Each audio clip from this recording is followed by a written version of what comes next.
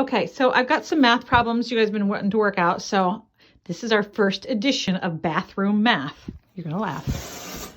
Okay, so here is what we have on the top row of your assignment called simplify each fraction to its lowest term. So I'm going to do my best to help you show you how to do these. Now, if you look at all these, they are what we call top heavy. Remember, we've used that term, and this means it's an improper fraction because the numerator up here is bigger than the denominator. So we're going to reduce this down. So we have to figure out which number would go into both of these. So if I look at number 1 here, and this was number 1 on your assignment. Okay, if I look at number 1, 60 over 50. So instead of making them all equal and making them bigger, what we're going to do is we're going to reduce. So when we reduce, that means we're making it smaller.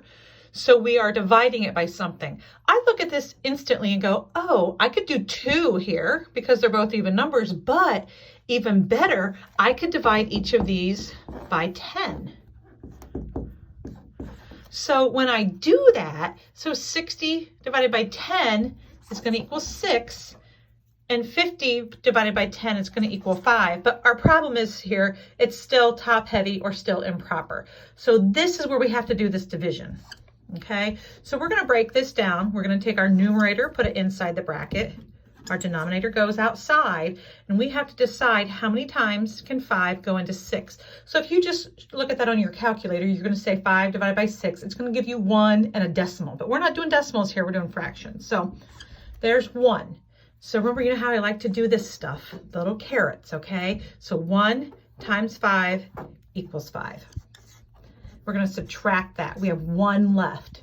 So this becomes our new numerator. So it's 1 over, and this before, remember way back here, we said 5 was our new denominator. That's going to stay the same. So this is going to reduce down into 1 1/5. Okay, we go on to number 2, and I can already see something. This it doesn't divide down by 2s, but it does divide down by 5. So if we remember, we're counting by 5s. So I'm going to try to divide this one by 5, and then also this one by 5. So 50 divided by 5 is going to equal 10 as our new numerator. 15 divided by 5 is going to equal 3 as our new numerator. But we have this problem. It's top heavy. It's improper. We've got to reduce it. It doesn't look right. We don't say 10 thirds. Okay, we say something, a whole number, and something thirds. Okay, so again, we're going to do this. The numerator goes inside. The denominator goes out here. Okay, so we take 10, and how many times will 3 go into 10? If we do that, we're going to find a 3 and some decimal. Remember, we're not doing decimals, we're doing fractions, okay? 3 times 3 equals what?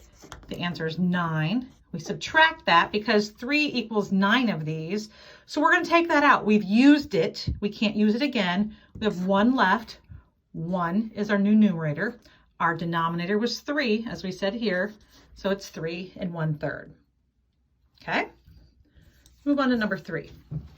Okay, 55 over 50. That's barely top heavy, but it is top heavy. Okay, so the number I've decided that will go into both of these again is 5. Okay, so if 55 divided by 5, it's going to equal 11. 50 divided by 5 equals 10. So we come down here, we have our 11 over 10. We're going to do this. Put our 11 in there, put our 10 here, okay? How many times does this go into this? It's going to be 1 as a whole number, so we do this.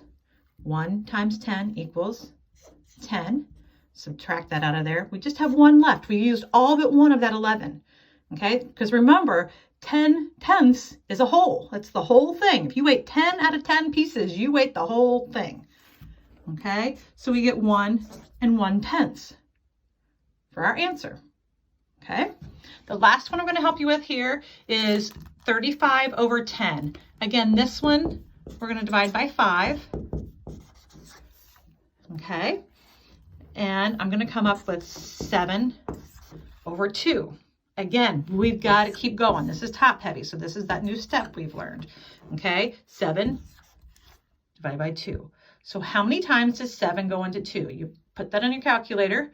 Okay, it's going to be 3 and then some decimal. We're just worried about that whole number. Do our little caret thing here. 3 times 2 equals 6. Subtract that out. We have one left, 3 and 1/2. Okay, I'm going to circle all our answers here. Take a step back. And that, class, is the first 4 on that assignment. Okay, so hopefully this comes off my shower wall and I can do this again for our next assignment.